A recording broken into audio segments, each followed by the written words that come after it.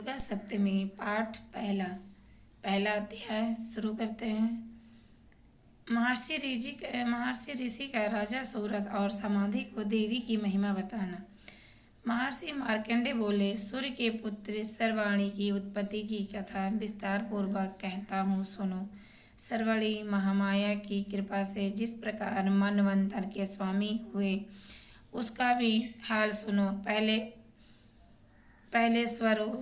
स्वरोचिष नामक राज्य था। वह प्रजा को अपने पुत्र के समान मानते थे, तो भी कोलाविंदवंशी राजा उनके शत्रु बन गए। दुष्टों को दंड देने वाले राजा सूरत की उनके साथ लड़ाई हुई। कुलवंदियों के संख्या में कम होने पर भी राजा सूरत युद्ध में उनसे हार गए।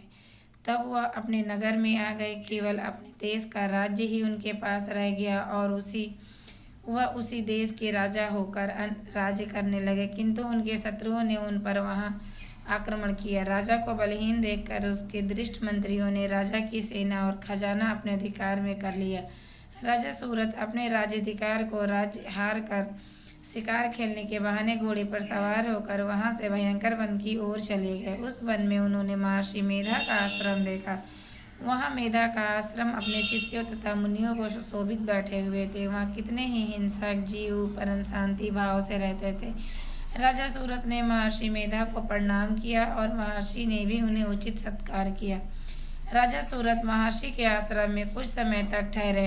अपने नगर के ममता के आकर्षण से राजा अपने मन में सोचने लगे कि पूर्व काल में पूर्वजों ने जिस नगर का पालन किया था वह आज मेरे हाथ से निकल गया। मेरे दुष्ट एवं दुरात्मा मंत्री मेरे नगर की अब धर्म से रक्षा कर रहे होंगे या नहीं। मेरा प्रधान हाथी, जो कि सदा मद की वर्षा करने वाला और सूरवीर था, मेरे वैरियों के वश में न जाने क्या दुख भोग रहा होगा।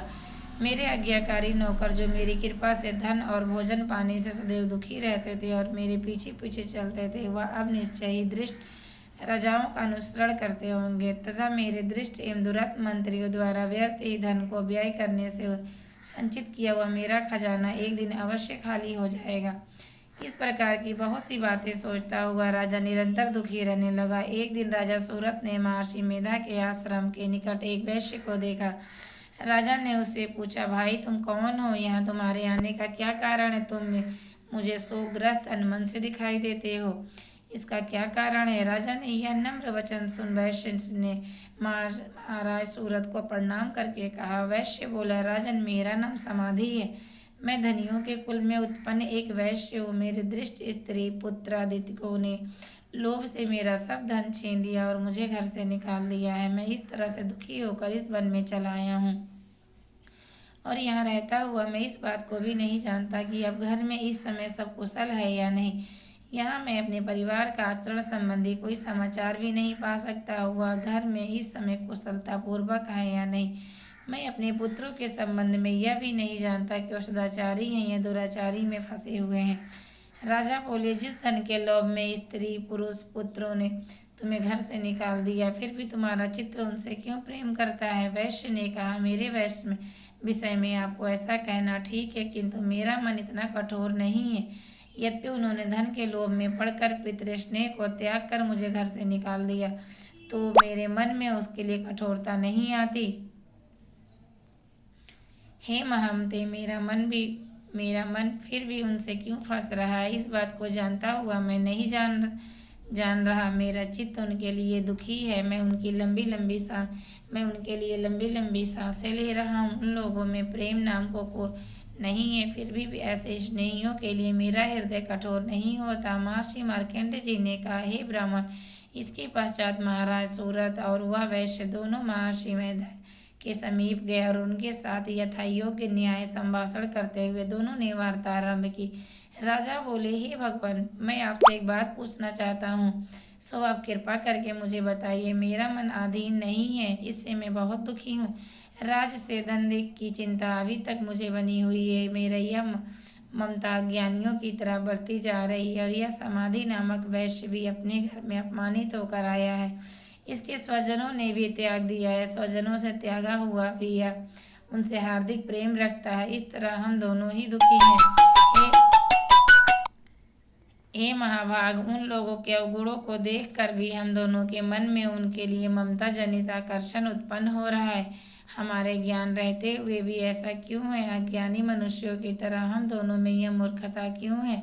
महर्षि मेधा ने कहा, विषम मार्ग का ज्ञान सब जंतुओं को है। सबके लिए विषय पृथक पृथक होते हैं।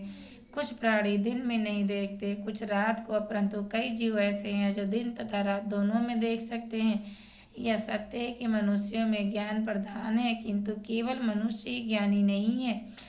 होता पशु पक्षी आदि भी ज्ञान रखते हैं। जैसा यह पशु पक्षी ज्ञानी है, वैसा ही मनुष्यों का ज्ञान है। और ज्ञान मनुष्यों में, वैसे भी पशु पक्षियों में तथा अन्य बातें भी दोनों में एक जैसी पाई जाती हैं। ज्ञान होने पर भी इन पक्षियों की ओर देखो, अपने भूख से पीड़ित बच्चों की चोंच में कितने प्रेम से अन्न के दाने डालते हैं। हे राजन, ऐसा ही प्रेम मनुष्यों में अपनी संतान के प्रति भी पाया जाता है। लोभ के कारण अपने उपकार का बदला पाने के लिए मनुष्य पुत्रों की इच्छा करते हैं। इस प्रकार मोह के गड्ढे में गिरा करते हैं। भगवान श्री हरि की जो माया है, उसी से यह संसार मोहित हो रहा है।